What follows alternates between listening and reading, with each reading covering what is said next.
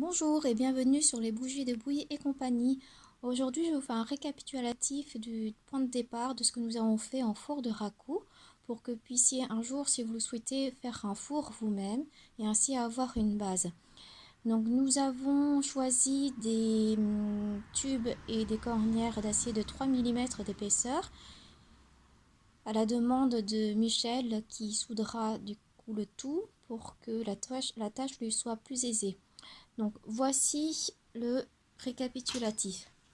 Donc nous avons deux barres de 58 cm qui seront les traverses, deux barres de 55 cm qui seront les pieds arrière, deux de 50,5 cm qui seront les pieds avant avec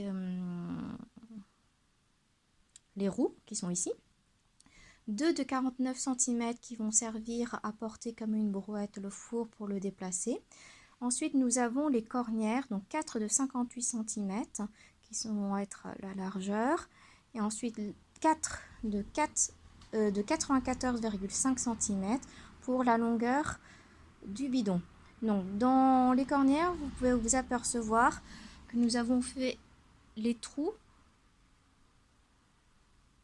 pour la fixation des bidons.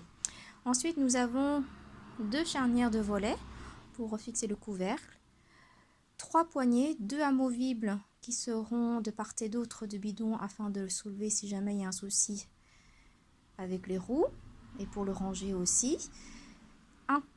Une poignée qui sera au-dessus du couvercle pour l'ouvrir ou le fermer. Nous avons deux roues de 12 cm de diamètre. Et après, nous avons une chaîne qui sera raccordée à la base et au couvercle pour maintenir le couvercle lorsque le four sera ouvert.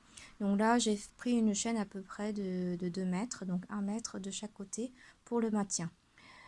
Voilà pour aujourd'hui. Donc, je vais aller voir Michel et puis nous verrons la suite pour plus tard. Voilà, je vous dis à bientôt.